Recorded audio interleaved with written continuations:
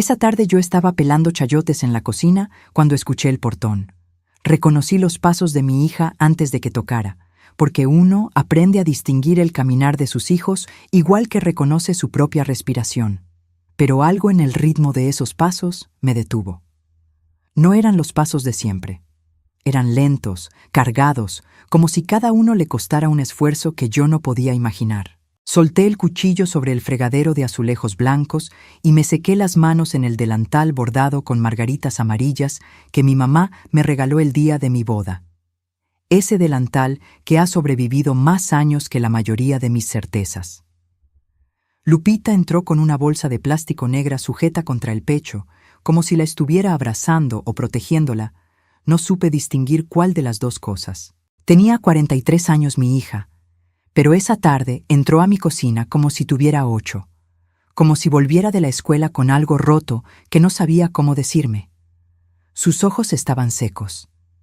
Eso me asustó más que si hubiera llegado llorando. Lupita siempre llora fácil, igual que su abuela, que podía llorar con los noticieros y con los anuncios de leche en polvo por igual. Pero esa tarde sus ojos estaban secos y quietos como dos piedras en el fondo de un río. Puso la bolsa sobre la mesa del comedor, la misma mesa donde sus hijos habían hecho la tarea durante años, donde habíamos partido tamales en Navidad, donde su papá había firmado los papeles de la casa antes de que se nos fuera. La bolsa aterrizó con un sonido que no era de plástico solamente, sino de algo más denso adentro. Papeles, fotografías, cosas que pesan de una manera distinta a la que pesan las cosas normales. Me dijo que adentro estaban las pruebas de todo lo que había callado durante años. Yo no moví los ojos de su cara. Soy Mercedes Salazar y tengo 79 años y he visto muchas cosas en esta vida, pero en ese momento lo único que yo quería era no ver lo que estaba a punto de ver. Pensé en mis plantas de la ventana, en el atole que tenía en la lumbre, en cualquier cosa que no fuera el momento que se estaba abriendo como una herida en el centro de mi cocina. Lupita se sentó. Puso las manos sobre la mesa con las palmas hacia abajo, como alguien que necesita sentir que el suelo todavía existe. Y me dijo que no era por la bolsa que había venido a hablar hoy, que había algo más, que había esperado el momento correcto durante semanas y que ya no podía esperar más porque su cuerpo la estaba obligando a hablar. Levantó la blusa. Mi hija levantó la blusa y yo vi lo que ninguna madre prepara su corazón para ver en esas circunstancias. Estaba embarazada, no de semanas, sino de meses. Un embarazo que ya no cabía en el silencio donde lo había escondido. Antes de que yo pudiera decir una palabra, antes de que mi boca encontrara el aire que necesitaba para preguntar lo que tenía que preguntar, ella sacó de la bolsa un sobre doblado 4 veces. Lo puso sobre la mesa entre las dos. Me miró con esos ojos de piedra y agua y me pidió que leyera el nombre del Padre. Mis manos tardaron en obedecer. El papel estaba doblado con tanta precisión que me pregunté cuántas veces lo había abierto y cerrado antes de traérmelo. Cuando finalmente lo sostuve bajo la luz de la cocina y leí el nombre escrito allí, sentí que el suelo de mi casa, ese suelo que yo había barrido durante décadas, ese suelo que conocía cada grieta y cada mancha, desapareció completamente bajo mis pies. Era el nombre de alguien demasiado cercano, demasiado adentro de esta familia. Alguien cuya presencia en ese papel era imposible de aceptar y al mismo tiempo imposible de negar porque el examen de ADN no miente y los números no tienen misericordia. Necesito detenerme aquí un momento. Estas manos que escriben esto todavía tiemblan cuando recuerdan ese instante. Y antes de seguir, quiero preguntarte algo a ti que me estás escuchando. ¿Desde dónde estás oyendo esta historia? ¿Qué ciudad? ¿Qué estado de la República? ¿Y qué hora es allá donde estás? Ponlo en los comentarios porque yo los leo y me importa saber que no estoy sola en esto. Si lo que estás sintiendo ahorita te está apretando el pecho, como a mí me apretó ese día, déjame un like. Suscríbete si quieres escuchar lo que pasó después, porque aquí llega una historia nueva cada día sin falta. Y quizás alguien que tú quieres necesita escuchar esto también. Compártelo. Ándale, déjame seguir. Me llamo Mercedes Salazar Rentería y nací en un rancho a las afueras de Aguascalientes el 18 de marzo de 1937. Fui la quinta de 7 hijos de don Aurelio Salazar, que cultivaba tierra ajena con la dignidad de quien cultiva la propia, y de doña Consuelo Rentería de Salazar, que hacía milagros con lo poco que llegaba a la mesa y nunca dejó que ninguno de sus hijos se durmiera sin comer algo caliente, aunque ese algo fuera nada más un plato de frijoles de olla con una tortilla recién salida del comal. Crecí en una casa de adobe con techo de lámina, donde en verano el calor se volvía insoportable, y en invierno el frío se metía por las rendijas igual que los secretos, sin pedir permiso. Mi cuarto lo compartía con mis 2 hermanas, Remedios y Chayito, y las 3 dormíamos en una cama matrimonial que había sido de mis abuelos. En esa cama aprendí que el cuerpo de los demás puede ser un abrigo o puede ser una amenaza dependiendo de quién esté en él, y que esa diferencia no siempre es fácil de nombrar cuando eres niña, y el mundo que conoces es el único que tienes. Aprendí a leer con mi maestra Estela, que olía a lavanda y tenía la paciencia de un árbol viejo. Aprendí a cocinar con mi mamá, que me enseñó que la cocina es el lugar donde una mujer puede ser completamente ella misma, porque nadie cuestiona lo que haces cuando lo que haces alimenta a todos. Aprendí a desconfiar despacio y a querer deprisa, que es la manera equivocada de hacer ambas cosas, pero es la manera en que me enseñó la vida. A los 22 años conocí a Ernesto García Montoya en una feria de San Marcos. Era de Aguascalientes igual que yo, hijo de una familia de ferrocarrileros, con las manos grandes y una manera de reírse que hacía que uno quisiera reírse también sin saber de qué. Nos casamos al año siguiente en la parroquia de San Diego, con una fiesta que mi mamá organizó con lo que tenía y que de alguna manera resultó hermosa a pesar de todo. Con Ernesto tuve 4 hijos. Ramiro, el mayor, que se fue a vivir a Guadalajara y de allá no volvió más que en Navidad. Beatriz, que se casó joven y vivió en la misma colonia que nosotros hasta que su esposo los llevó al norte. Roberto, que era el chistoso de la familia y murió de un infarto a los 48 años, y eso es una herida que no cierra nunca.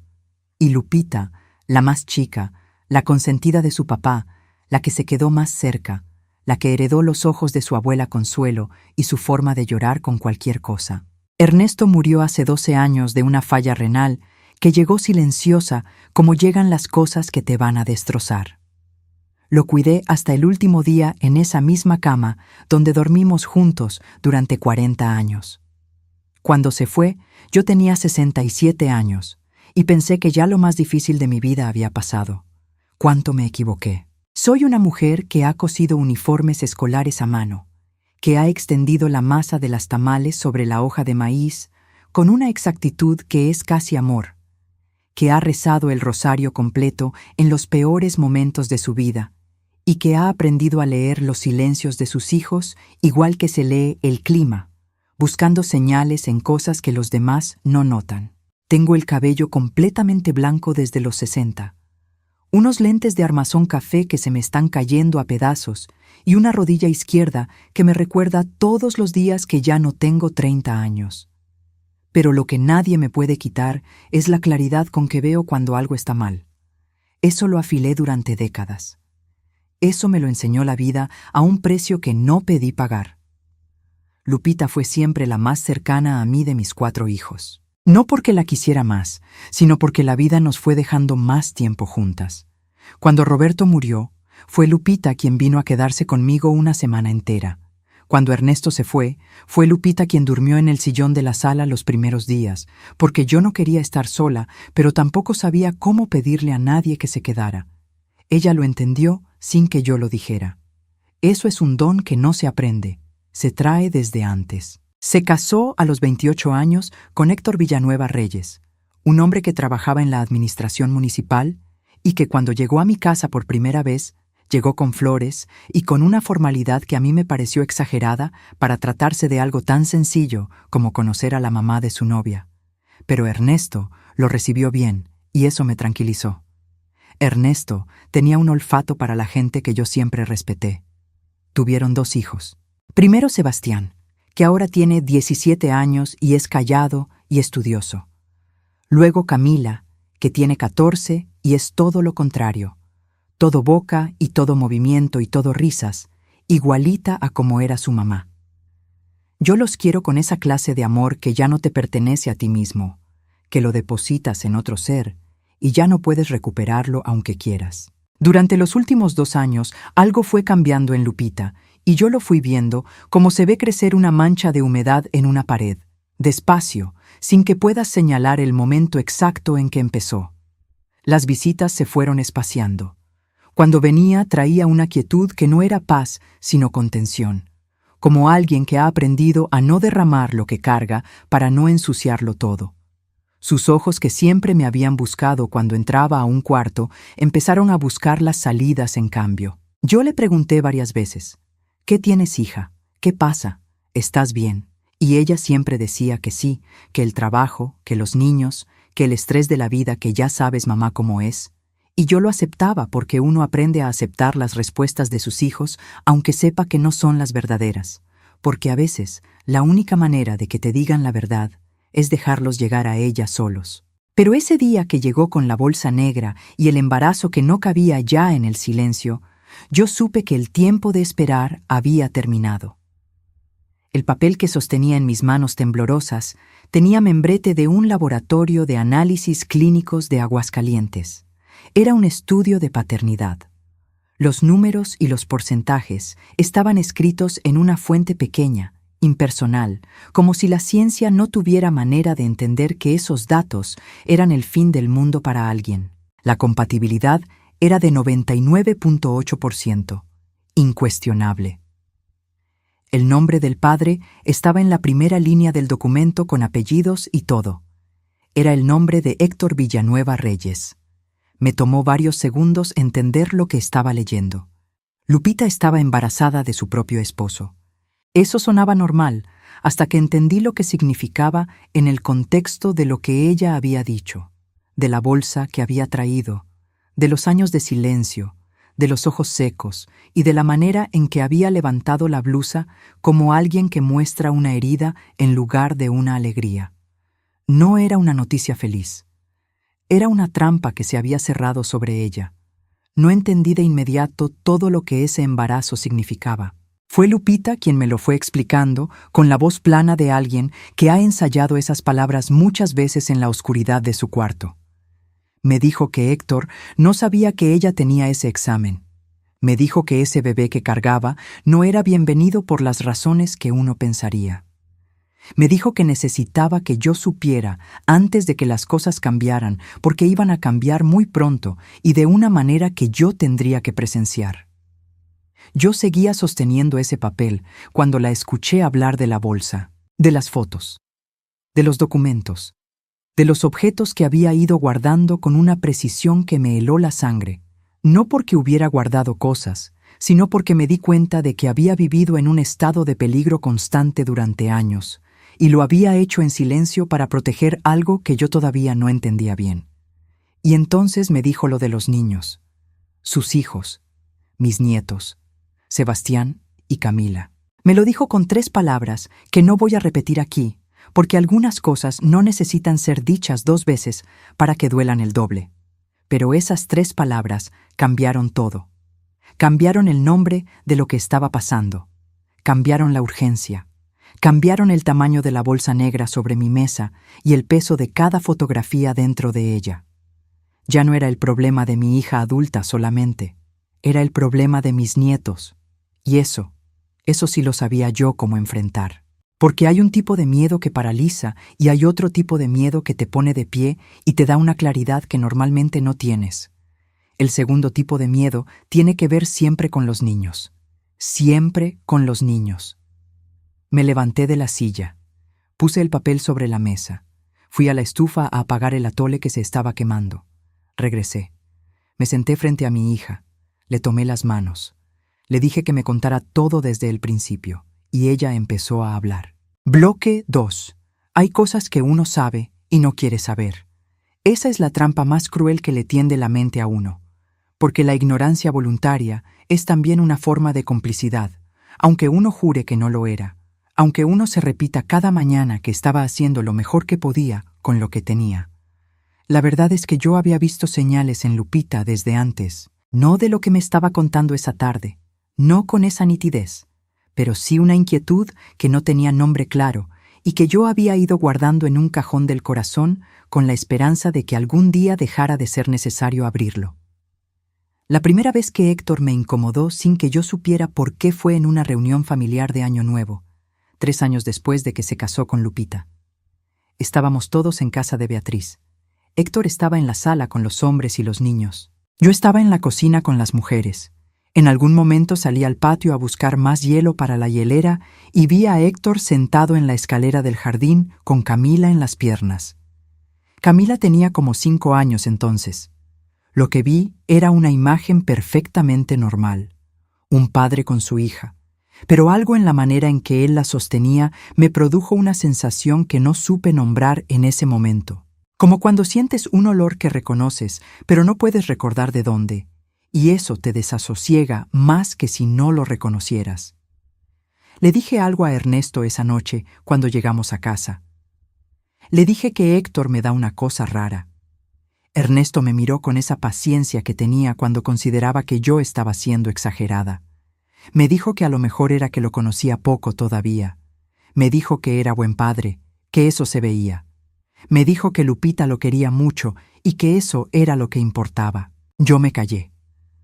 Como me he callado demasiadas veces en mi vida, confiando en el juicio ajeno más que en mi propio instinto, que es una costumbre que las mujeres de mi generación aprendimos desde chicas y que cuesta toda una vida desaprender. Ernesto murió al año siguiente. Y después de eso, mis visitas a casa de Lupita se espaciaron porque yo estaba en mi propio duelo y el mundo había reducido su tamaño al perímetro de mi casa y mis recuerdos. Cuando volví a verlos con más frecuencia, Camila ya tenía 7 años y Sebastián 11. Y las cosas que fui notando entonces tampoco tenían nombre claro, pero sí tenían peso. Sebastián había dejado de ser el niño que corría a abrazarme cuando yo llegaba. Ahora me recibía desde lejos, con un gesto que en un adulto reconocerías como reserva, pero en un niño de 11 años se parece más al agotamiento. Tenía ojeras. Comía poco en la mesa. Cuando su papá hablaba, él dirigía los ojos al plato con una puntualidad que me pareció entrenada. Camila, en cambio, se había vuelto muy pegajosa conmigo específicamente. Cada vez que yo visitaba, ella no se despegaba de mi lado. Me seguía a la cocina, me seguía al baño, se sentaba en mis piernas con un peso que era más de lo que pesa un cuerpo. Era el peso de alguien que necesita algo y no sabe cómo pedirlo. Una vez, mientras yo pelaba naranjas en la cocina de Lupita, Camila me preguntó si yo podía quedarse a vivir conmigo. Le pregunté por qué. Se encogió de hombros. Dijo que nada, que era un juego. Pero sus ojos no estaban jugando. Le dije a Lupita que Camila andaba muy pegajosa. Lupita me dijo que eran la edad y la escuela, que había tenido problemas con unas niñas del salón y estaba en una etapa difícil. Yo lo creí porque quería creerlo, porque la alternativa era creer algo para lo que no estaba preparada. Antes de que les cuente lo que Lupita me fue revelando esa tarde en mi cocina, necesito detenerme aquí y agradecerte por quedarte conmigo hasta este punto. Sé que no es fácil escuchar esto. No fue fácil vivirlo ni fácil contarlo. Pero si estás aquí, es porque algo en ti reconoce que estas historias importan. Dime en los comentarios desde dónde me estás leyendo esta noche. ¿Qué estado? ¿Qué ciudad? Y si es tarde donde estás, dímelo también porque yo creo que mucha gente escucha estas historias cuando no puede dormir, cuando la cabeza no para, cuando se necesita saber que no estamos solos en las cosas difíciles de la vida. Dale like si estás sintiendo algo. Suscríbete para no perderte lo que viene porque lo que Lupita me contó esa tarde es algo que no voy a poder resumir en pocas palabras. Aquí llega una historia cada día, y esta en particular tiene mucho todavía que contar. Lupita y Héctor se conocieron en una oficina de gobierno donde los dos trabajaban. Ella tenía 26 años y era asistente administrativa. Él tenía 34 y era jefe de un departamento pequeño. Esa diferencia de 8 años y de jerarquía, que en ese momento a mí me pareció cosa de la vida y no motivo de preocupación, fue el primer andamio de una estructura de poder que yo tardé demasiado en ver.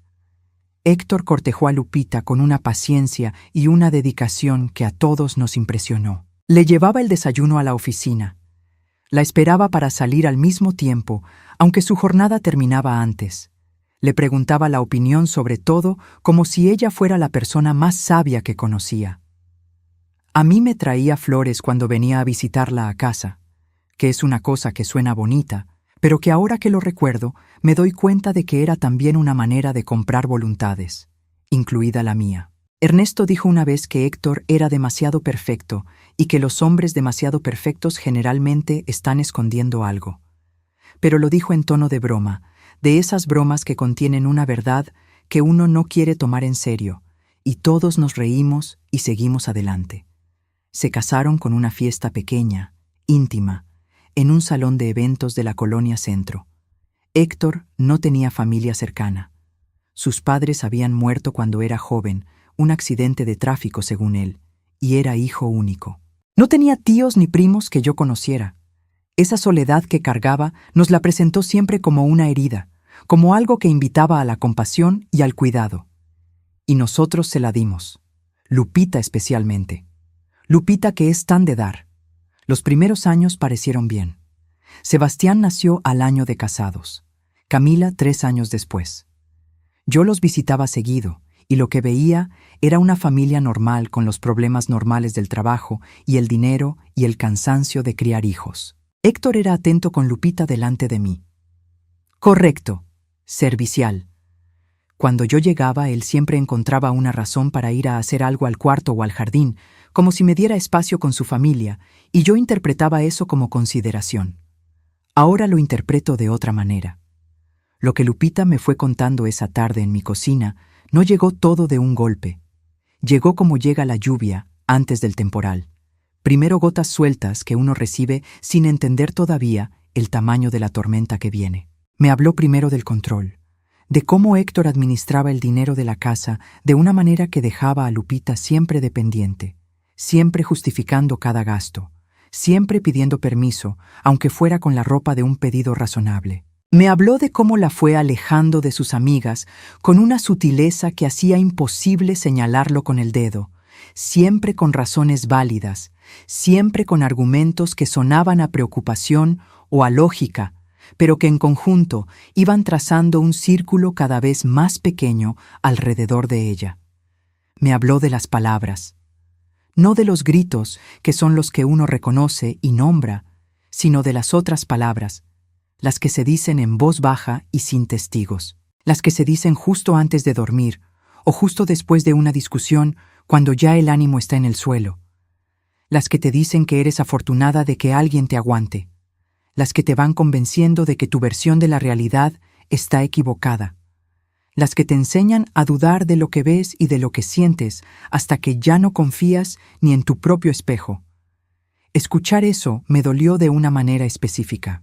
Me dolió porque reconocí en lo que me describía algo que yo misma había sentido en momentos de mi vida. No de la misma manera y no con la misma intensidad, pero sí el contorno de esa sensación de que el piso se mueve bajo tus pies y que no puedes decirle a nadie porque no sabes cómo explicar que el piso se mueve cuando para todos los demás está perfectamente quieto. Pero lo que vino después fue diferente. Lo que vino después fue para lo que ningún dolor previo me había preparado. Lupita habló de los niños. Habló de Sebastián primero. Sebastián que tenía 9 años cuando empezó a negarse a quedarse solo en casa con su papá. Sebastián que empezó a tener pesadillas y a caminar dormido. Sebastián que un día le preguntó a su mamá si había personas malas dentro de las familias buenas, y cuando Lupita le preguntó por qué preguntaba eso, él se encogió y dijo que nada, que era una pregunta de la escuela. Lupita me dijo que tardó en entender lo que estaba pasando, que el entendimiento llegó despacio, en partes, como un rompecabezas que uno arma sin querer, porque cada pieza sola no parece suficiente para hacer una imagen, pero de repente ya llevas demasiadas piezas, y la imagen está ahí aunque uno no quiera mirarla. Fue una noche que Sebastián tuvo una pesadilla especialmente fuerte. Lupita fue a su cuarto, lo calmó, y cuando el niño ya estaba más tranquilo, con la voz todavía entrecortada del llanto, le dijo algo que Lupita no entendió de inmediato. Le dijo que tenía miedo de que papá entrara. Lupita pensó que era parte de la pesadilla, un resto del sueño todavía flotando en su cabeza de niño asustado. Le dijo que no había nadie, que estaba seguro, que ya durmiera. Pero Sebastián no durmió. Sebastián siguió hablando, y lo que fue saliendo de su boca en los siguientes 20 minutos, con la voz pequeña y llena de vergüenza y de miedo de alguien que no sabe si va a ser creído, pero ya no puede guardar más, fue lo que destrozó a Lupita y la reconfiguró al mismo tiempo. Yo escuchaba a mi hija contarme todo esto, y mis manos estaban quietas sobre la mesa porque ya no tenía caso sostener nada. El mundo que yo conocía ya no existía y no había nada que sostener. Lo que había en su lugar era algo más pequeño y más real y más urgente. Lo que había en su lugar era la necesidad de hacer algo.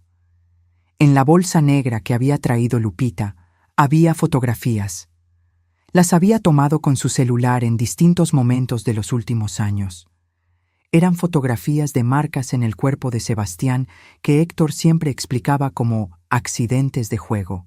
Fotografías de dibujos que Sebastián había hecho en cuadernos que Lupita fue guardando sin saber todavía por qué. Una carta que Sebastián escribió y no mandó, una carta dirigida a nadie, en la que describía con la gramática torcida de un niño de 10 años, cosas que un niño de 10 años no debería poder describir. También había una grabación. Lupita la había hecho con el teléfono escondido en el cuarto de Sebastián hace 6 meses. No mostraré aquí lo que contenía porque hay cosas que no necesitan ser reproducidas para ser comprendidas. Pero lo que había en esa grabación era suficiente. Era más que suficiente. Era irrefutable. Y sin embargo, Lupita no había actuado de inmediato. Me lo confesó con una vergüenza que yo intenté desmontar con las manos porque no tenía otras herramientas. Me dijo que no había actuado porque tenía miedo. Miedo de que no le creyeran. Miedo de que Héctor tuviera más credibilidad que ella. Miedo de lo que significaría para los niños.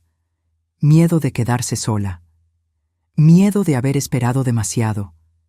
Miedo del miedo mismo. Pero ahora estaba embarazada, y ese embarazo era el límite. Era la línea que no podía cruzar sin hacer algo, porque ese bebé iba a nacer en esa casa, y ella no podía permitir que naciera en esa casa. Me preguntó si yo la ayudaba. 79 años tengo. La rodilla izquierda me duele.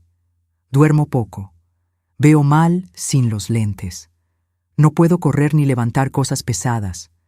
Pero hay una cosa que sí puedo hacer todavía con toda la fuerza que me queda en el cuerpo y en el alma. Puedo defender a los míos. Eso me lo enseñaron mis años y mi propio dolor y la promesa que me hice hace mucho tiempo en una situación que no cuento seguido, pero que vive en mí como viven las cosas que te forman sin que lo elijas. Le dije que sí. Le dije que sí sin dudar un segundo. Y entonces comenzó la parte más difícil de mi vida. Bloque 3. Esa noche, después de que Lupita se fue, me quedé sentada en la misma silla del comedor durante no sé cuánto tiempo. El atole se había quemado. La cocina olía a ese olor amargo que deja la leche cuando se pasa de caliente. Afuera los perros del vecino ladraban a algo que yo no podía ver. El reloj de la sala marcaba las 10:15 con su tic-tac, que nunca se detiene y que a veces me parece la cosa más indiferente del mundo. Tenía sobre la mesa la carta de Sebastián. Lupita me la había dejado. Era una hoja de cuaderno cuadriculado, de los de raya doble que usan en la primaria, doblada en 4 partes. La letra era grande y desigual, como es la letra de los niños que todavía están aprendiendo que las palabras tienen el poder de hacer daño y de sanar al mismo tiempo. No voy a copiar lo que decía esa carta, pero lo que decía esa carta era la voz de un niño que había encontrado el único lugar donde podía decir lo que no podía decir en voz alta, y ese lugar era una hoja de papel dirigida a nadie.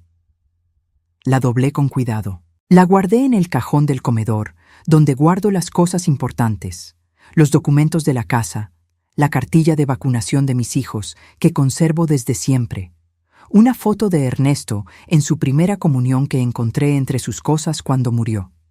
La guardé ahí porque ese cajón es el lugar más seguro que conozco. Luego fui a lavarme la cara. Me miré en el espejo del baño. 79 años miran de regreso. El cabello blanco completamente desde hace tiempo. Las líneas alrededor de los ojos que son iguales a las de mi mamá, igualitas como ella me dijo que serían cuando yo era chica, y no le creí. Y detrás de esos ojos, algo que se estaba reorganizando, algo que estaba buscando la forma correcta de funcionar en una situación para la que nadie tiene manual. Me prometí en ese espejo que no iba a fallar, que esta vez no iba a callarme, que lo que le pasó a ese niño iba a tener consecuencias. Que yo, Mercedes Salazar Rentería, con mis 79 años y mi rodilla mala y mis lentes rotos, iba a ser el obstáculo más grande que Héctor Villanueva Reyes había encontrado en su vida. Y luego fui a dormir, porque al día siguiente había mucho que hacer, y no sirvo para nada sin dormir, aunque sea unas horas. La primera decisión que tomé fue hablar con Lupita antes de hacer cualquier movimiento. Eso fue el día siguiente. Un martes de marzo con un calor que ya picaba, aunque todavía era temprano en la mañana. Lupita vino a mi casa a las 9. Trajo a los niños a la escuela primero y luego vino. Llegó con el mismo silencio cargado de la noche anterior, pero con algo diferente en los ojos. Un poco más de luz. El alivio pequeño de haber dicho en voz alta lo que cargaba. Hablamos de lo que teníamos. La grabación, que era la pieza más importante.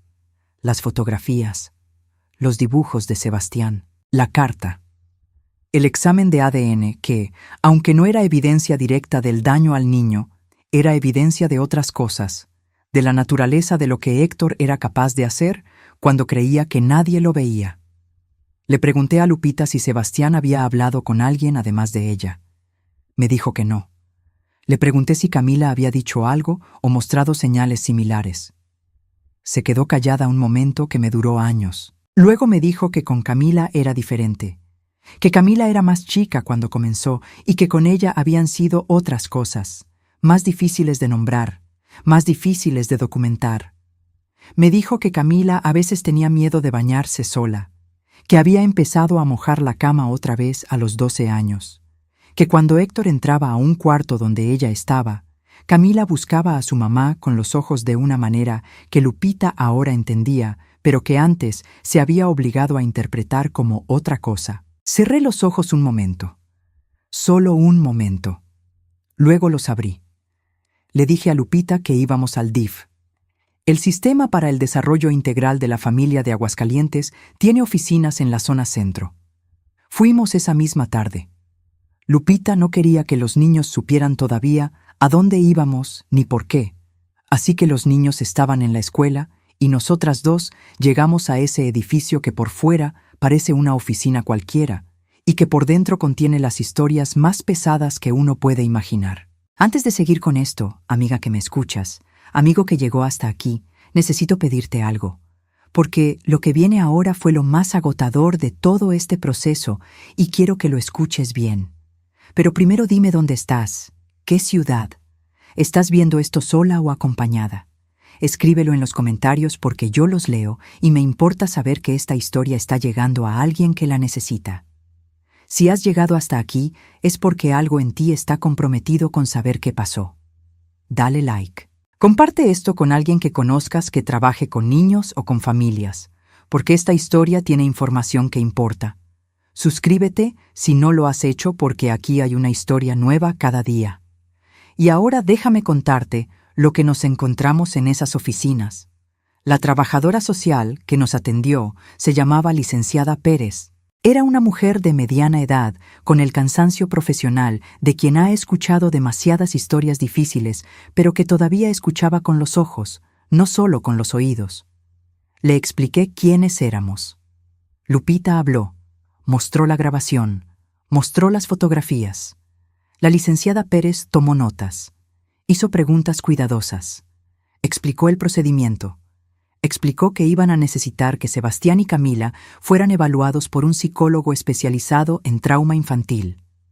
Explicó que eso tomaría tiempo, que no podían actuar sin un proceso que incluyera el testimonio de los menores obtenido en condiciones controladas. Que la grabación era evidencia valiosa, pero que el sistema requería pasos específicos. Que íbamos a necesitar también hacer la denuncia ante el Ministerio Público.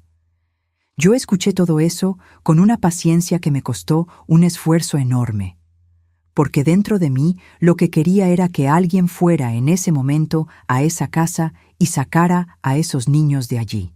Pero entendí que los procesos existen por razones, que una acción mal hecha podía darle a Héctor la oportunidad de voltear la situación en su favor, y que la paciencia que me costaba tanto era también una forma de proteger a mis nietos. Salimos de esas oficinas con una cita para la evaluación de los niños en 3 días y con el número de una trabajadora social que estaría asignada específicamente al caso. La licenciada Pérez nos dio también el número de la línea de denuncia del Ministerio Público y nos explicó que presentar la denuncia formal era el paso que debíamos dar de manera paralela. Fuimos al Ministerio Público al día siguiente.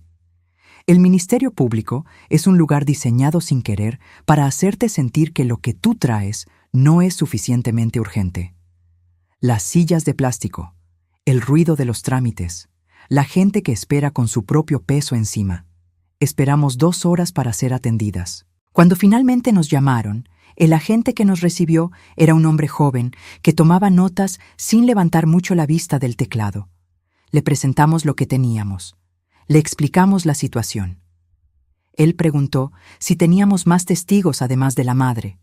Le dijimos que los niños, pero que todavía no habían sido entrevistados formalmente. Le preguntamos si podía actuar con la grabación.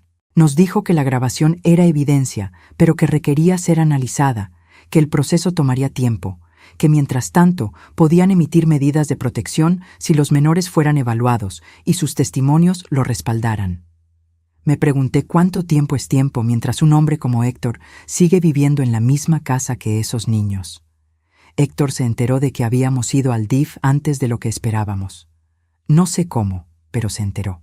Quizás alguien que conocía vio a Lupita entrar a esas oficinas. Quizás simplemente lo adivinó porque los hombres como Héctor tienen un radar para cuando el control que ejercen empieza a tener grietas. Esa misma semana, Lupita me llamó llorando. Me dijo que Héctor había hablado con ella, que le había dicho que sabía lo que estaba haciendo, que le había dicho que si seguía con ese camino, él iba a asegurarse de que ella quedara como una mujer inestable, como alguien que fabricaba acusaciones por despecho, como alguien que no estaba bien de la cabeza y que no era apta para cuidar a sus hijos. Me dijo que había pronunciado la palabra abogado con una calma que era más amenazante que cualquier grito. Me dijo que le había preguntado cuánto creía que le iba a creer un juez a una mujer embarazada que acusaba al padre de sus hijos de cosas sin pruebas suficientes. Eso me puso de pie. Fui a casa de Lupita al día siguiente. No la llamé antes. Solo fui. Héctor no estaba en el trabajo. Lupita abrió la puerta con cara de no haber dormido y yo entré y le dije que me sentara conmigo un momento. Le dije que entendía su miedo, que era válido, que lo que Héctor había dicho era exactamente lo que hacen los hombres como él cuando sienten que están perdiendo el control, que intentan convencerte de que tú eres el problema para que dejes de ser el obstáculo.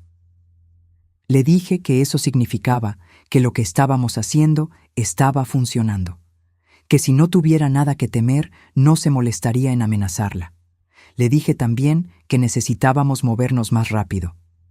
Esa fue la semana en que llamé a mi comadre Chabela. Rosario Chabela García es mi comadre desde hace 35 años. Es la madrina de bautizo de Lupita. Es también enfermera jubilada que trabajó 25 años en el Hospital Civil de Aguascalientes y que durante los últimos 10 de su carrera trabajó específicamente en el área de atención a menores en situación de vulnerabilidad.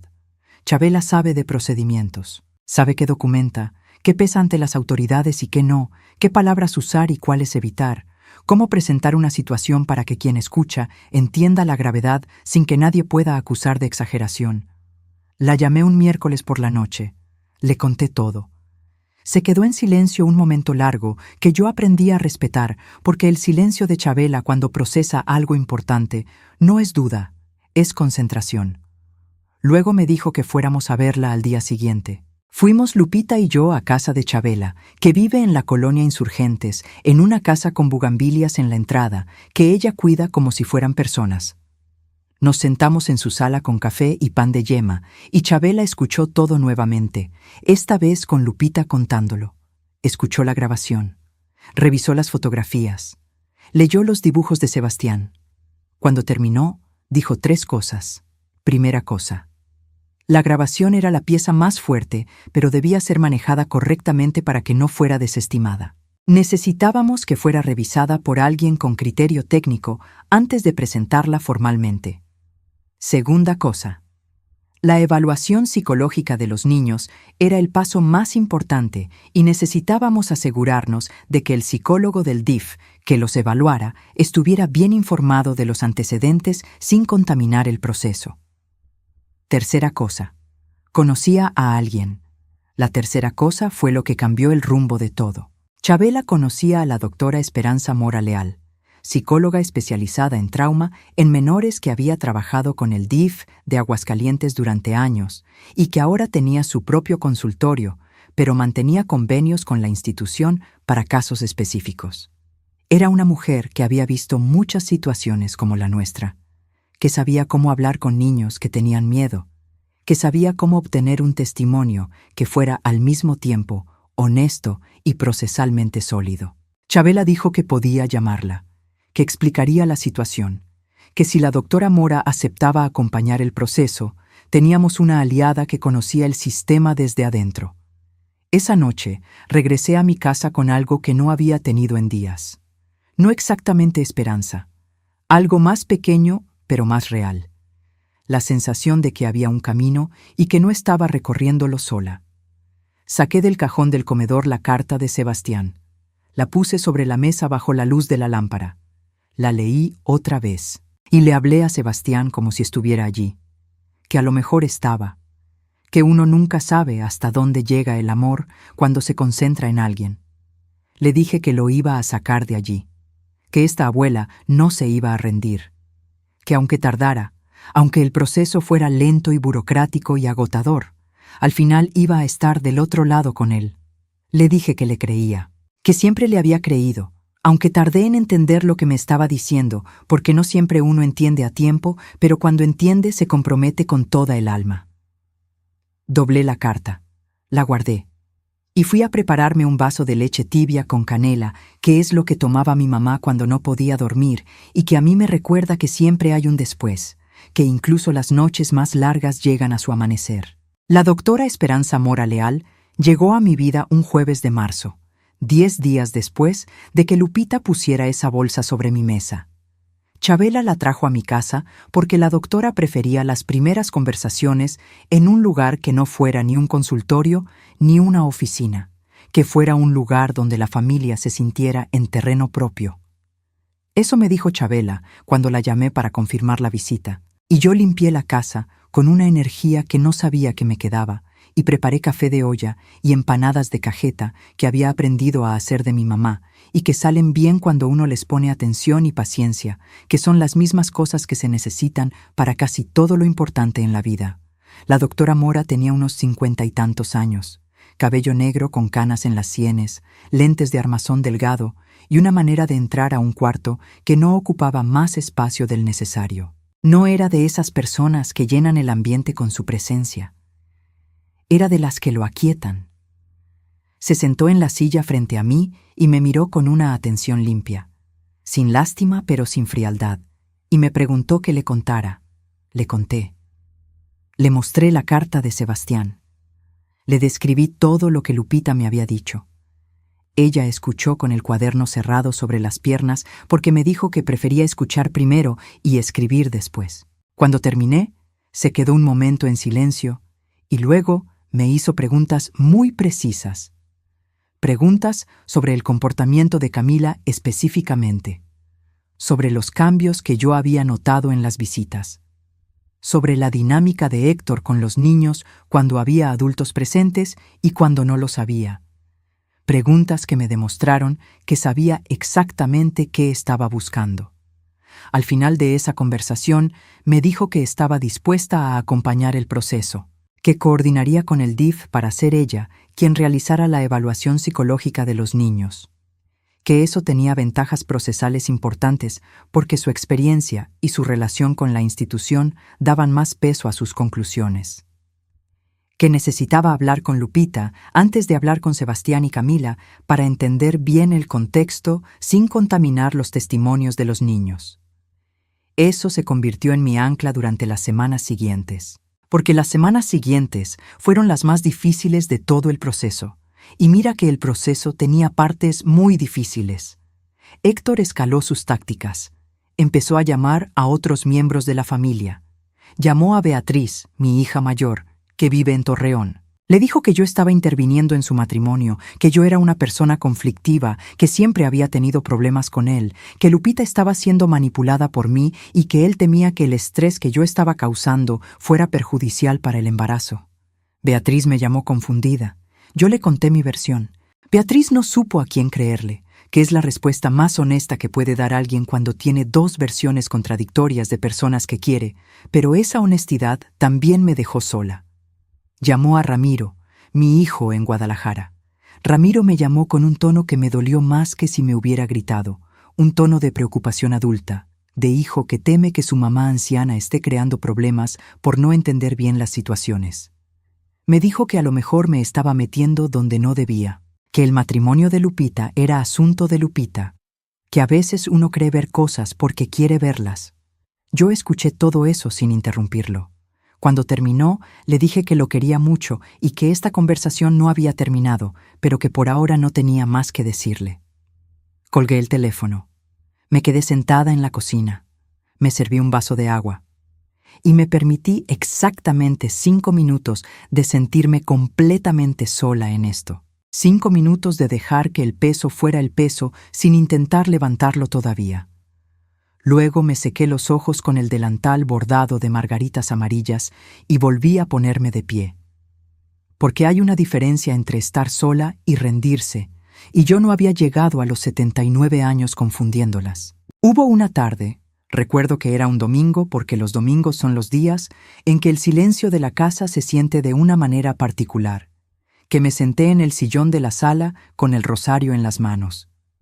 Tengo el rosario de mi mamá, de cuentas azules con una cruz de plata que ya está oscurecida por los años. Lo traigo en el bolsillo del delantal todos los días desde que Ernesto murió. No porque sea una mujer de fe perfecta, porque no lo soy. Soy una mujer que duda y que cuestiona y que ha tenido conversaciones muy directas con Dios en los peores momentos de su vida, conversaciones donde yo hablo más de lo que escucho y donde no siempre recibo las respuestas que quiero. Ese domingo le pregunté a Dios por qué. ¿Por qué había dejado que esto pasara? ¿Por qué esos niños? ¿Por qué mi Lupita? ¿Por qué la familia que yo había intentado construir con todo lo que tenía había terminado conteniendo este horror sin que yo me diera cuenta a tiempo para impedirlo? Me pregunté si había fallado. Me pregunté si había señales que ignoré por comodidad, por no querer ver, por esa costumbre que tenemos las mujeres de mi generación de mantener la paz, aunque la paz sea mentira. Y luego pensé en algo que me había pasado a mí cuando tenía 12 años. No lo cuento seguido, solo lo he contado 2 o 3 veces en mi vida. Pero en ese sillón con el rosario de mi mamá, lo recordé con una claridad que me sorprendió, porque los recuerdos viejos a veces se vuelven borrosos con los años, pero este nunca se borró. Un hombre que era amigo de mi papá. Un par de tardes en el rancho cuando mis padres no estaban. Algo que yo no supe nombrar entonces porque no tenía las palabras ni el contexto, pero que supe que estaba mal, porque mi cuerpo lo supo antes que mi cabeza. Nunca lo dije. No porque no quisiera, sino porque no sabía a quién decírselo ni cómo, y porque de alguna manera presentía que no me iban a creer o que iba a causar un problema que la gente iba a terminar poniendo en mis espaldas.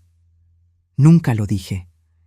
Y 67 años después, estaba sentada en mi sillón, entendiendo que Sebastián había encontrado una manera de decirlo, aunque fuera en una carta dirigida a nadie, aunque fuera con la gramática torcida de un niño que carga algo demasiado grande. y que yo estaba en posición de hacer lo que nadie hizo por mí, no por venganza, no para reescribir el pasado, sino porque el pasado me había dado la única cosa útil que puede dar un dolor viejo, el conocimiento de lo que cuesta el silencio.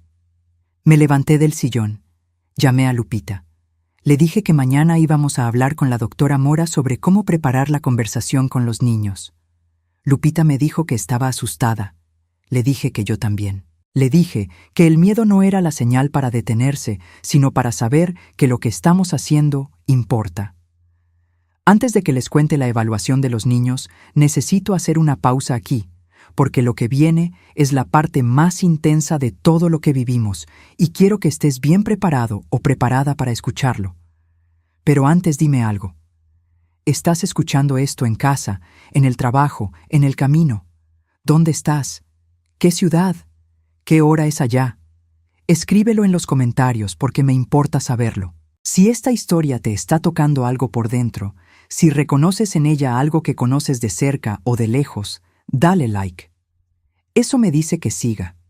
Suscríbete si no lo has hecho, porque aquí llega una historia nueva cada día y ninguna se parece a la anterior. Y si conoces a alguien que trabaja con niños o con familias, comparte esto con esa persona. A veces la historia correcta llega en el momento correcto. Ahora sí. Sigamos. La evaluación de Sebastián se programó para un martes por la tarde en las instalaciones del DIF. Lupita habló con él la noche anterior. Se lo explicó con palabras que la doctora Mora le había sugerido, palabras que fueran honestas, sin ser aterradoras. Le dijo que iba a hablar con una señora que sabía escuchar a los niños, que no tenía que decir nada que no quisiera decir, que nadie lo iba a reñir ni a castigar por lo que dijera, que su mamá iba a estar cerca todo el tiempo. Sebastián escuchó todo eso sin decir mucho. Luego preguntó si yo también iba a estar. Lupita le dijo que sí, que su abuela también iba a estar. Y él dijo que bueno, con esa economía de palabras que tienen los adolescentes cuando sienten que no pueden mostrar cuánto necesitan algo. Yo los esperé en la sala de espera del DIF con mis lentes y mi bolsa y mi rosario en el bolsillo. Lupita entró con Sebastián al área de evaluación. Yo me quedé afuera, en esas sillas de plástico que ya conozco y que ya no me molestan tanto porque uno aprende a hacer paz con los lugares donde ocurren las cosas importantes. Estuve esperando 1 hora y 40 minutos.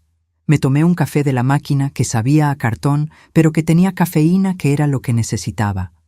Recé un misterio del rosario. Observé a las otras personas en la sala de espera, cada una con su propio peso, y pensé que si pudiéramos ver lo que cada persona carga cuando entra a un lugar así, el mundo sería un lugar donde nadie se atrevería a ser cruel porque entendería demasiado bien lo que cuesta llegar hasta aquí.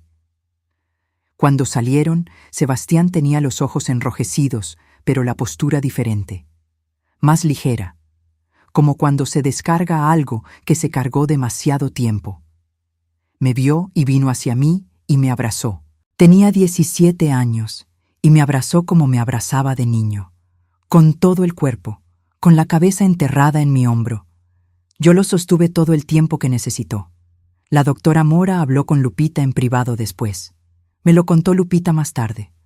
La doctora dijo que Sebastián había hablado, que había sido un testimonio coherente, específico y sin las contradicciones que producen las historias inventadas, que había datos que ella iba a documentar formalmente, que su evaluación iba a ser parte del expediente del Ministerio Público, que en la semana siguiente necesitaban repetir el proceso con Camila.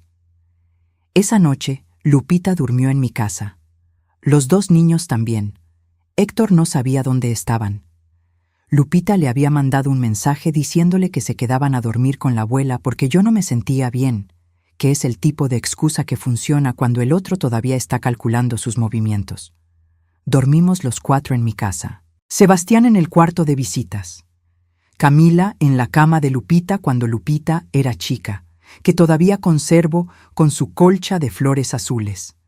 Lupita en la sala en el sillón grande porque insistió en que yo durmiera en mi cama.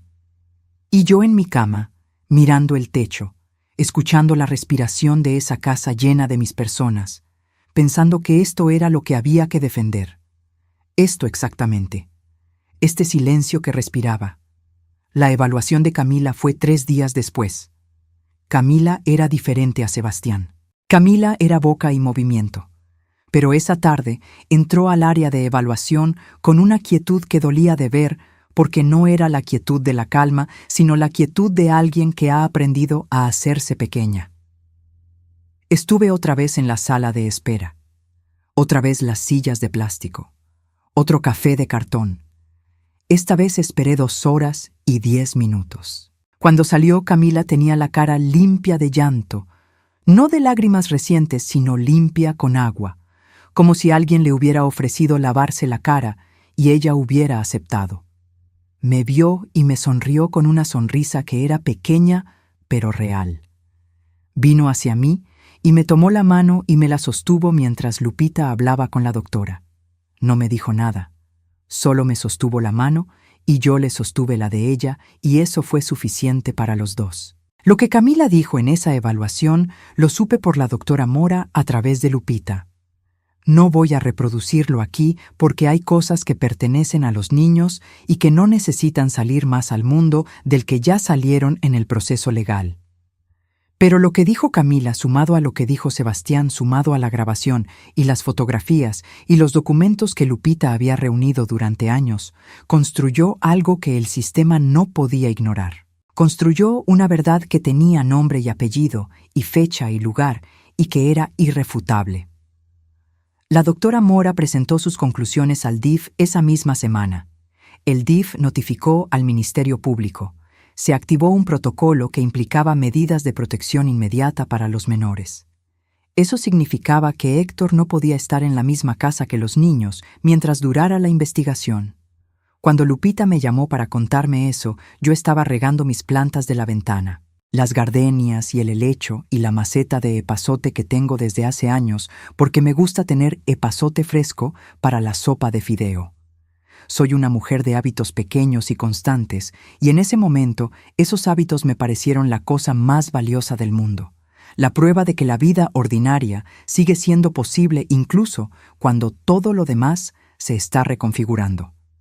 Héctor recibió la notificación de las medidas de protección en su trabajo. Según me contó Lupita, salió de la oficina en ese momento y no regresó ese día. Llamó a Lupita 20 veces. Lupita no contestó ninguna.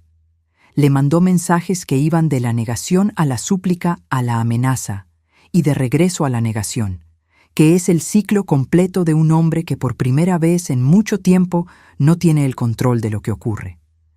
Esa noche Lupita y los niños se quedaron en mi casa, oficialmente, no de visita, instalados. Sebastián trajo su mochila y su laptop y puso todo en el cuarto de visitas con una eficiencia que me pareció ensayada en su cabeza muchas veces. Camila trajo su almohada favorita, una almohada de tela de flores que tiene desde los 5 años y que ya está bastante desgastada, pero que claramente sigue siendo necesaria.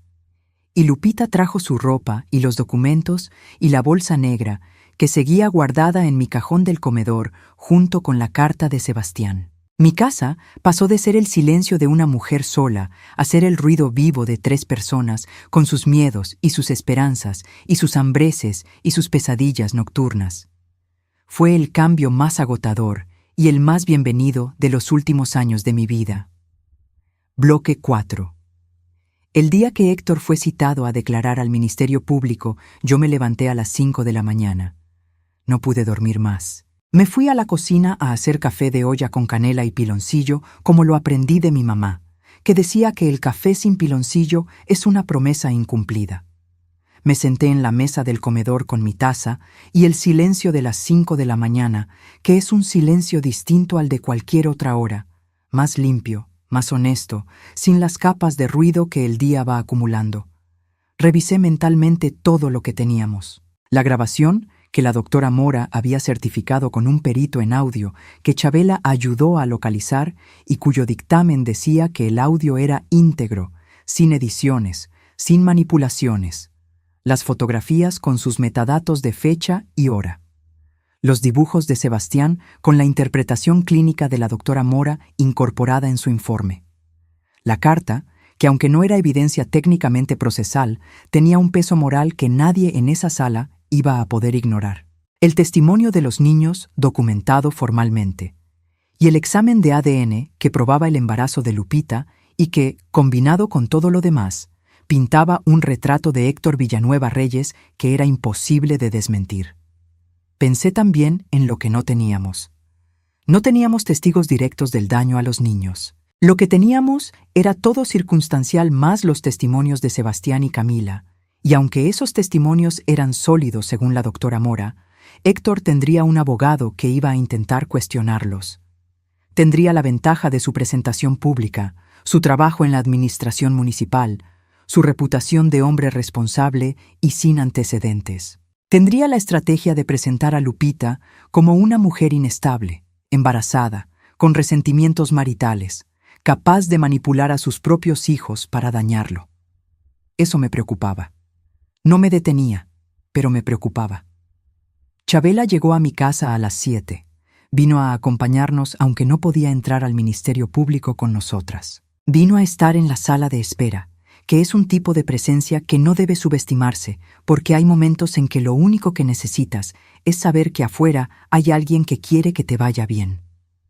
La doctora Mora había preparado a Lupita durante 3 sesiones para este momento. Le había explicado cómo responder las preguntas, cómo mantener la calma, qué esperar del abogado de Héctor, cómo protegerse emocionalmente sin cerrar la autenticidad que hacía su testimonio creíble. Lupita estaba pálida esa mañana, pero firme. Se había recogido el cabello. Traía un saco azul marino que era de cuando trabajaba y que le quedaba bien, aunque el embarazo ya se notaba claramente. Sebastián la abrazó antes de que saliéramos. Camila le dio un beso en la mejilla y le dijo: «Cuídate, mamá», con una seriedad adulta que me partió el corazón de una manera que no tiene remedio. Antes de salir de la casa, Lupita fue al cajón del comedor.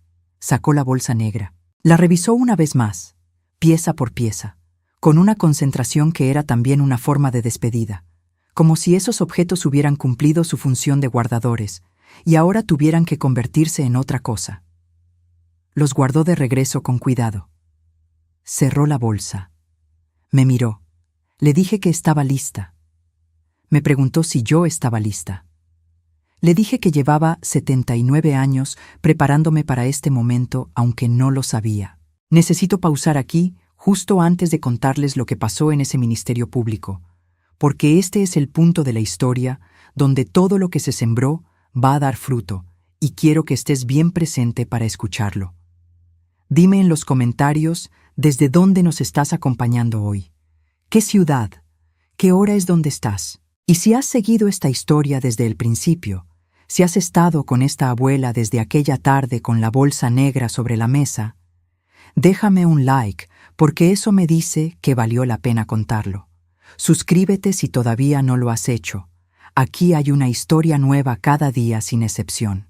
Y si hay alguien en tu vida que necesita saber que hablar tiene consecuencias, que el silencio tiene un costo, y que una abuela de 79 años puede mover montañas cuando se lo propone, comparte esto con esa persona. Ahora sí, el momento que cambió todo. El Ministerio Público tenía una sala de audiencias pequeña, con paredes color crema y ventanas que no daban a ningún lugar bonito. Había una mesa larga. En un extremo, el agente del Ministerio Público y la licenciada Pérez del DIF en calidad de representante institucional. En el otro extremo, Héctor con su abogado, un hombre de unos 50 años con traje gris y la seguridad de quien cobra por hora. En el centro, Lupita con la bolsa negra a sus pies. Yo no podía estar dentro. Me quedé con Chabela en la sala de espera. Eso fue lo más difícil de todo el proceso, saber que mi hija estaba en ese cuarto y yo no podía estar con ella. Apreté el rosario en el bolsillo. Chabela me tomó la mano y la sostuvo todo el tiempo que estuve allí. No me dijo nada. No necesitaba decirme nada. Solo me sostuvo la mano y eso fue todo lo que necesitaba. Adentro, según me contó Lupita después, Héctor entró con una compostura estudiada. Saludó formalmente. Se sentó con la espalda derecha. Su abogado habló primero, estableciendo la versión de su cliente, que era la versión de siempre. Lupita era una mujer perturbada por el embarazo y por los problemas maritales, que había manipulado a sus hijos para fabricar acusaciones contra él, que la intervención de su suegra había agravado la situación, que todo era una campaña para desfavorecerlo en un eventual proceso de divorcio. Luego habló Lupita. Lupita habló durante 40 minutos. Habló con la voz firme que ensayó con la doctora Mora, pero con la verdad que nadie necesita ensayar porque la verdad tiene su propio peso y su propio ritmo. Presentó la grabación. El perito certificó su autenticidad en ese momento. Presentó las fotografías con sus fechas. Presentó los dibujos de Sebastián con el informe de la doctora Mora. Presentó el informe de la evaluación de los 2 niños. El abogado de Héctor intentó interrumpir 3 veces. Las 3 veces el agente del Ministerio Público le pidió que esperara su turno. Cuando llegó el turno del abogado de Héctor, la estructura de su argumento ya tenía grietas visibles. Porque las fotografías tenían fechas. Porque la grabación era irrefutable según el perito. Porque las evaluaciones de la doctora Mora no podían ser descartadas sin una razón técnica que el abogado no tenía. Y porque el informe del DIF respaldaba todo con el peso institucional de una entidad cuya función específica es proteger a los menores. Héctor habló poco. Cuando habló, negó todo, pero su voz había perdido la compostura del principio. Sus manos sobre la mesa no estaban quietas. Fue entonces cuando ocurrió lo que Chabela había preparado sin decirme del todo cuánto había preparado. La licenciada Pérez del DIF presentó algo adicional. Algo que no era parte del expediente original de Lupita. Era un reporte de una denuncia anterior, de 5 años atrás, presentada por una mujer en otra ciudad, que involucraba a Héctor Villanueva Reyes con un menor de edad. Esa denuncia había sido archivada por falta de pruebas suficientes en aquel momento. Pero existía. Tenía número de expediente. Tenía fecha. Tenía un nombre. Chabela lo había encontrado. No sé exactamente cómo, porque Chabela tiene 35 años de contactos en el sistema de salud y de protección infantil de este estado y del país, y hay cosas que una persona así puede encontrar cuando sabe dónde buscar y tiene la razón correcta para buscarlas. Lo que sé es que esa mañana esa información estaba sobre la mesa del Ministerio Público y que cuando el abogado de Héctor la vio, su compostura se quebró de una manera que era visible incluso desde la descripción que me hizo Lupita. Héctor se quedó inmóvil. Sus manos sobre la mesa dejaron de moverse. Su cara perdió el color que tenía. Y en ese momento, en ese exacto momento de silencio en el que todas las piezas cayeron en su lugar, Lupita me dijo que lo miró a los ojos por primera vez en mucho tiempo y no vio al hombre que había aprendido a temer.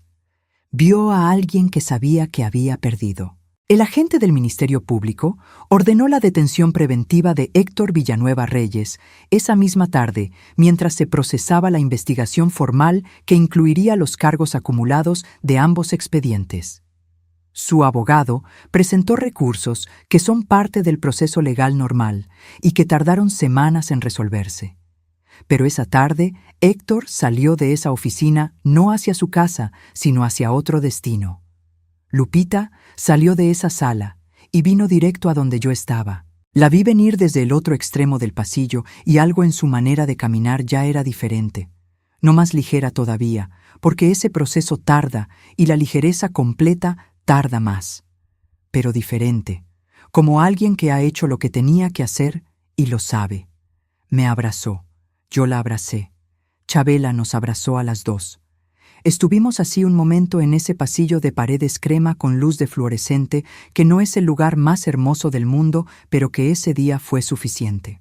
Luego, Chabela dijo que necesitábamos comer algo porque ninguna de las 3 había desayunado bien y que las cosas importantes se procesan mejor con el estómago atendido. Nos fuera a un restaurante de la zona centro que ella conocía, un lugar de comida casera con mantel de plástico y agua de Jamaica y caldillo de res que reconfortaba los huesos. Comimos, hablamos, lloramos un poco, nos reímos un poco también, con esa risa extraña que sale cuando el cuerpo no sabe qué más hacer con lo que cargó tanto tiempo. Y luego regresamos a mi casa, donde Sebastián y Camila esperaban con Chabela Jr., la hija de mi comadre, que había ido a quedarse con ellos. Los niños preguntaron qué había pasado. Lupita les dijo que habían dado un paso muy importante, que todavía había cosas que resolver, que iban a estar juntos, que estaban seguros. Sebastián asintió con esa economía que lo caracteriza. Camila se fue directo a abrazar a su mamá con todo el cuerpo y con la almohada de flores todavía en los brazos, porque nunca la soltaba en esos días. Yo fui a la cocina, puse a hervir agua para el té, saqué del cajón el azucarero y la caja de manzanilla, que es la que uso cuando necesito que algo me calme por dentro, y mientras esperaba que el agua hirviera, saqué del otro cajón la carta de Sebastián. La sostuve un momento, no la leí, solo la sostuve. El nombre que estaba en ese examen de ADN y el nombre que estaba en el expediente del Ministerio Público y el nombre que estaba en la carta de detención preventiva era el mismo nombre. Era el nombre de alguien que ya no podía hacerle daño a mis nietos. Todavía no había justicia completa, porque la justicia completa en el sistema legal mexicano es un proceso que tarda y que exige y que a veces defrauda. Pero había un inicio de consecuencias. Había un sistema moviéndose en la dirección correcta. Había 2 niños durmiendo bajo mi techo que esa noche no tendrían que preocuparse por el ruido de unos pasos en el pasillo. Eso sí era algo. Eso era suficiente por esa noche. Doblé la carta de Sebastián. La guardé en el cajón con el rosario de mi mamá. Y le serví el té a todos. Pasaron 6 meses. Lo sé exactamente, porque el día que Héctor fue detenido, preventivamente era 13 de marzo. Y el día que me siento a contarles esto es mediados de septiembre, con el calor de Aguascalientes empezando a ceder por las noches y el olor a tierra mojada que llega con las últimas lluvias del verano colándose por las ventanas de mi cocina. 6 meses que han sido los más largos y los más llenos de los últimos años de mi vida. Lupita ya no vive conmigo. Se fue hace 2 meses a un departamento pequeño en la colonia Jardines de la Asunción, un lugar con 2 recámaras y un balcón con vista a un parque donde los niños juegan por las tardes. Es su espacio, construido con lo que ella eligió y con lo que ella decidió poner en él, sin que nadie le dijera cómo organizarlo, ni qué guardar, ni qué tirar. La primera vez que fui de visita, ella me mostró cada rincón con una satisfacción tranquila que no necesitaba ser dicha en voz alta porque se veía en su manera de pararse en el centro de su sala propia y mirar alrededor como alguien que no puede creer del todo que ese lugar le pertenece. Sebastián tiene su cuarto con su laptop y sus cosas y una planta de cactus pequeño que compró él solo en el mercado porque dijo que quería algo vivo, que no necesitara mucho cuidado, pero que estuviera ahí. Eso me pareció una descripción perfectamente exacta de lo que él mismo necesitaba en este momento de su vida.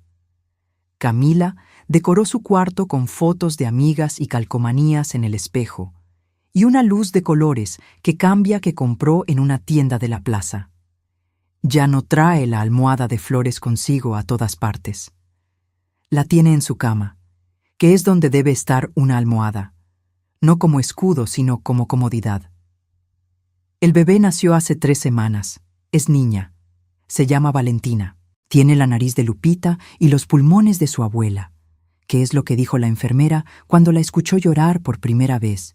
Y yo me reí con una carcajada que me salió del fondo del pecho, de ese lugar donde uno guarda las alegrías que no se esperaban y que por eso duelen un poco en lo bueno cuando llegan. Valentina no tiene al lado al hombre cuyo nombre está en su examen de ADN. Tiene a su mamá. Tiene a sus hermanos. Tiene a una abuela que la cargó en brazos la primera vez con las manos todavía temblorosas, no de miedo, sino de esa mezcla extraña de amor y gratitud, que no tiene un nombre exacto, pero que uno reconoce cuando la siente, porque es de las pocas cosas que no cambian con los años. El proceso legal sigue su curso. Héctor está en prisión preventiva mientras avanza la investigación formal. Su abogado ha presentado recursos. El sistema es lento y eso desespera. Pero la doctora Mora me explicó que en este caso, la solidez del expediente hace difícil que los recursos prosperen. El expediente combinado de los 2 estados, el testimonio de los niños, la grabación certificada, el informe institucional del DIF, Todo eso construye algo que no se derrumba fácilmente. La licenciada Pérez me llamó hace 2 semanas para decirme que el proceso avanzaba bien. Usó exactamente esas palabras. Avanza bien. Yo las guardé. No voy a decirles que tengo paz completa con lo que pasó. La paz completa es para la gente que nunca vivió esto, o para la gente que lleva más tiempo del que yo tengo procesándolo. Lo que tengo es algo más honesto que la paz completa. Tengo la certeza de haber hecho lo correcto. Y esa certeza, a los 79 años, con la rodilla mala y los lentes rotos y el cabello completamente blanco, es una de las pocas cosas que nadie me puede quitar.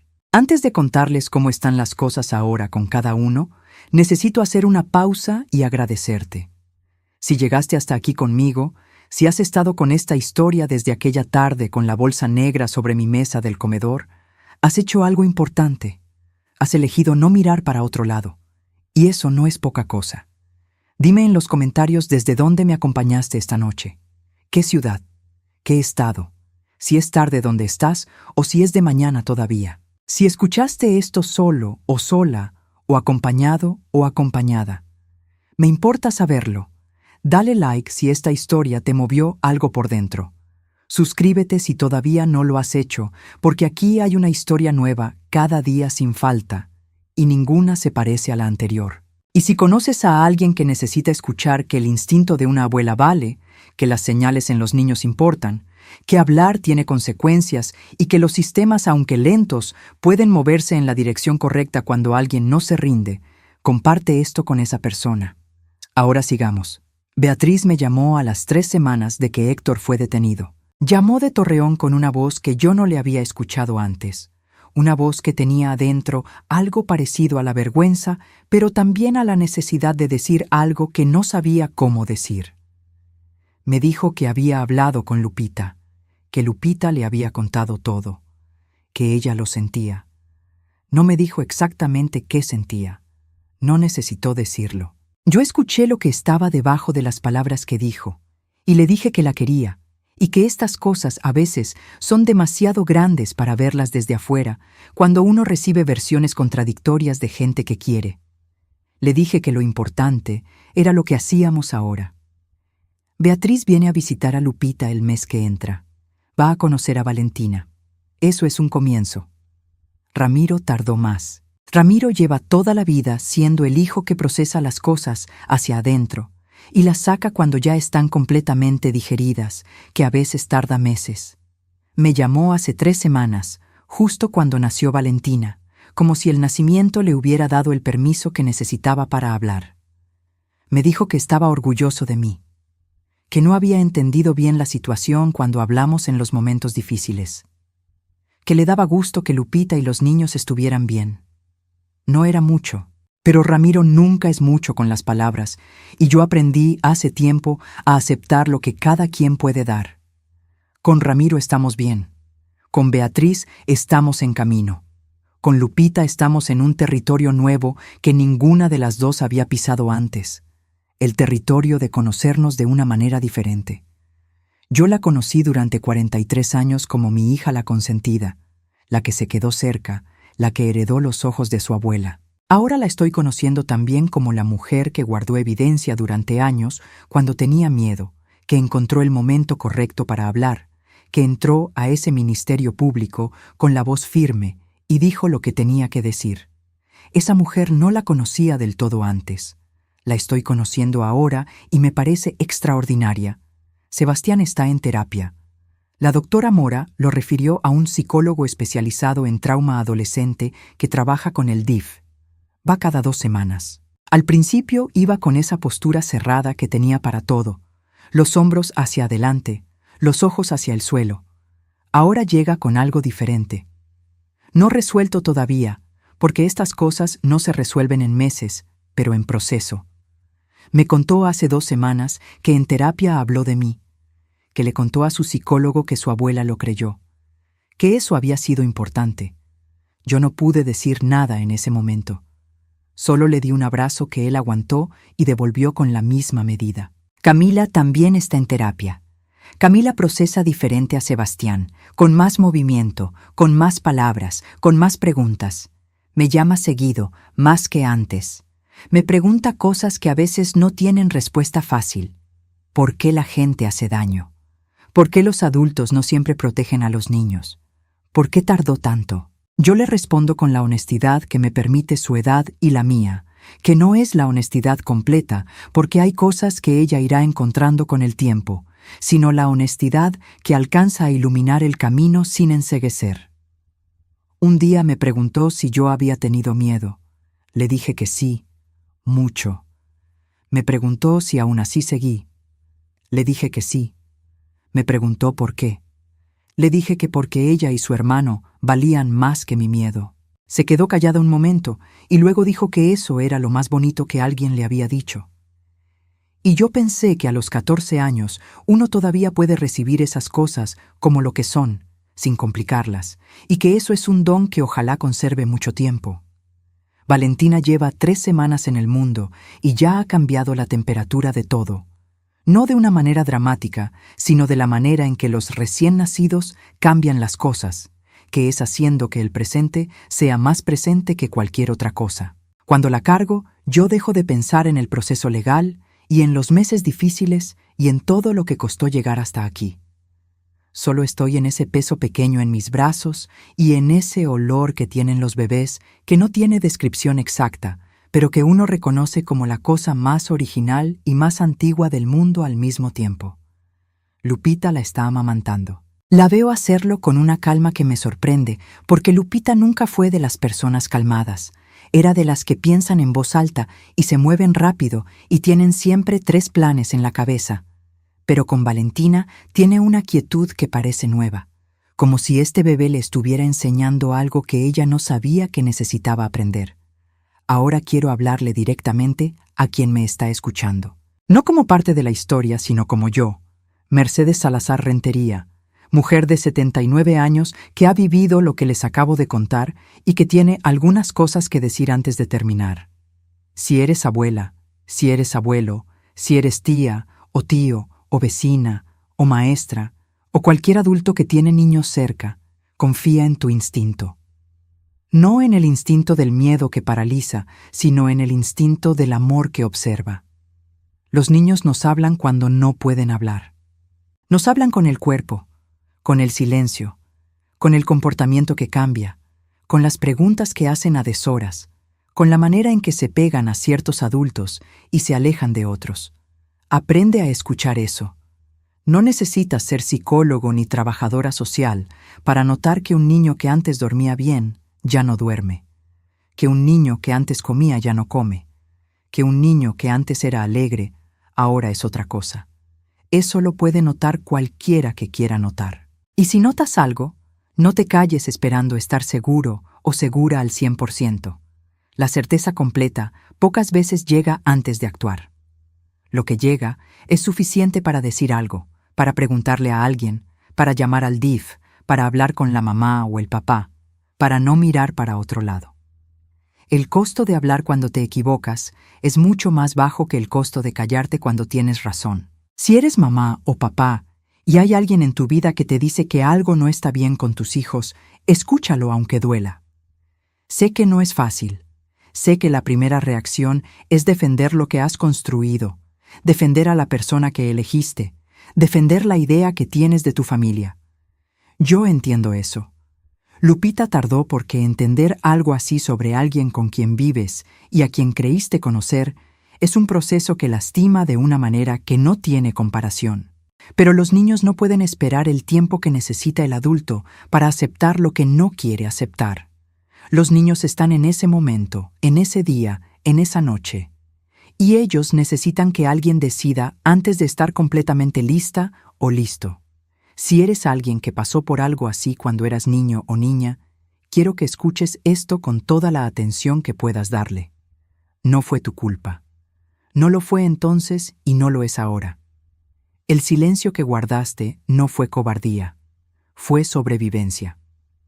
Y si todavía lo cargas, si todavía te pesa, hay caminos para ponerlo en manos de alguien que sabe cómo acompañarte. El DIF tiene servicios de atención psicológica. Existen psicólogos especializados en trauma. Existen grupos de apoyo. No tienes que seguir cargando eso solo o sola. Y si estás en una situación difícil ahora mismo, si hay algo en tu casa o en la casa de alguien que quieres que te preocupa, llama. En México, el DIF tiene líneas de atención en cada estado. El Ministerio Público recibe denuncias. La Línea Nacional de Protección a la Infancia existe para esto. No tienes que tener todas las pruebas. No tienes que tener todo resuelto antes de levantar la voz. Solo tienes que decir lo que ves y dejar que el sistema, aunque lento, empiece a moverse. Yo soy prueba de que el sistema puede moverse cuando alguien no se rinde. Hay una cosa que pienso seguido y que quiero decirla en voz alta porque me parece importante. Cuando Lupita era chica y yo la bañaba, ella cerraba los ojos cuando yo le lavaba el cabello y confiaba completamente en que yo no iba a dejarle caer jabón en los ojos. Esa confianza ciega de un niño en un adulto que lo cuida es la cosa más sagrada que conozco. Es también la cosa más frágil. Y cuando alguien viola esa confianza, cuando alguien usa esa entrega total de un niño para hacerle daño, comete algo que no tiene nombre suficientemente exacto en ningún idioma. Sebastián confió. Camila confió. Y fueron traicionados por alguien que debía protegerlos. Pero también Sebastián encontró la manera de hablar en una carta dirigida a nadie que terminó en el cajón más seguro que conozco. Y Camila me sostuvo la mano en la sala de espera del DIF con una fuerza que no correspondía a su tamaño. Y Lupita reunió evidencia durante años con un miedo encima que hubiera paralizado a cualquiera, pero que a ella la hizo más meticulosa, no menos. Y yo estuve ahí. Y Chabela estuvo ahí. Y la doctora Mora estuvo ahí. Y la licenciada Pérez estuvo ahí. A veces la protección no llega a tiempo ni de la manera que uno quisiera, pero a veces llega. Y cuando llega, aunque tarde, aunque costosa, aunque imperfecta, sigue siendo protección. Me voy a quedar con eso. Esa tarde de marzo, antes de que Lupita llegara con la bolsa negra, yo estaba pelando chayotes en la cocina con el delantal de margaritas amarillas y el atole en la lumbre. El mundo que yo conocía era ese mundo. Una abuela con sus plantas y su rosario y su cocina que huele a lo que siempre ha olido. Un mundo quieto y predecible y suficiente. Ese mundo ya no existe. En su lugar hay otro, más complicado y más verdadero. Un mundo donde sé cosas que antes no sabía. Donde conozco a mi hija de una manera que antes no la conocía. Donde mis nietos me sostienen la mano en las salas de espera y me abrazan como lo que soy. No como una figura decorativa de la familia, sino como alguien que estuvo ahí cuando importó. La carta de Sebastián todavía está en el cajón del comedor. No la he tirado. No sé si algún día la tiraré. Por ahora la guardo porque me recuerda que las palabras que se dicen, aunque sea en silencio, aunque sea en un papel dirigido a nadie, tienen el poder de cambiar las cosas cuando llegan a las manos correctas. Esta mañana fui a casa de Lupita. Llevé empanadas de cajeta recién hechas y epazote fresco del macetero de la ventana. Camila estaba haciendo tarea en la mesa de la cocina. Sebastián estaba en su cuarto con música que salía por la puerta entreabierta. Valentina dormía en su cuna con esa seriedad profunda con que duermen los recién nacidos, como si dormir fuera la tarea más importante del mundo y la estuvieran haciendo con toda su concentración. Lupita y yo nos sentamos en la cocina a tomar café, sin agenda, sin nada urgente. Solo las dos con nuestras tazas y la mañana de septiembre entrando por el balcón con ese aire que ya tiene un poco de fresco. Me dijo que estaba bien. No lo dijo como respuesta automática, sino con la atención de alguien que acaba de verificarlo internamente y lo encontró verdadero. Estoy bien, mamá. Y yo le creí porque conozco la diferencia entre cómo suena esa frase cuando es costumbre y cómo suena cuando es verdad. Estamos bien. No perfectas, no resueltas del todo, no sin cicatrices, pero bien. Y eso, a los 79 años, con la rodilla mala y el delantal bordado de margaritas amarillas y el rosario en el bolsillo, me parece la cosa más valiosa que puedo tener. Si llegaste hasta el final de esta historia, quiero que sepas que me diste un regalo muy grande, el regalo de ser escuchada. Esta viejita de Aguascalientes te lo agradece con todo el corazón. Ahora te pido una última cosa. Deja un comentario con la palabra protegida. Solo eso. Solo esa palabra. Las personas que se quedaron conmigo hasta el final entenderán por qué esa palabra importa, por qué resume todo lo que esta historia intentó decir. Y si todavía no le has dado like, dáselo ahora. Si todavía no estás suscrito o suscrita, hazlo ahora, porque aquí hay una historia nueva cada día sin falta, y la de mañana también tiene cosas importantes que decir. Comparte esto si crees que alguien en tu vida necesita escucharlo. ¿Desde dónde estás viendo? ¿Qué hora es? Cuídense mucho por allá. De todo el corazón de esta abuela al tuyo, muchas gracias.